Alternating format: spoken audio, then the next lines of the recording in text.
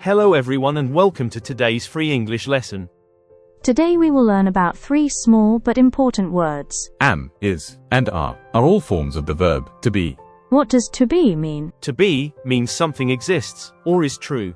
We use am, is, and are to talk about who we are, how we feel, or what something is. Am is only ever used together with the word I. I am Alex. I am a student. But people are lazy when they talk. So they, and we, use the short form. Short form of I am, I'm. Never say, I is, I are. It is wrong. Now we look at the word is.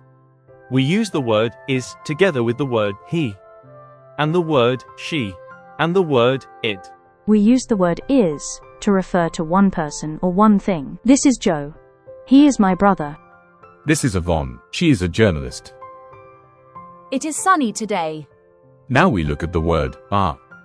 We use the word are together with the word you, and the word we, and the word they. We use the word are to refer to 2 or more people or things. You are late. We are friends. They are Indian. We also have the negative form of to be. I'm not hungry. It isn't hot outside. He isn't a student. Use am with I. Use the word is with he, she, or it.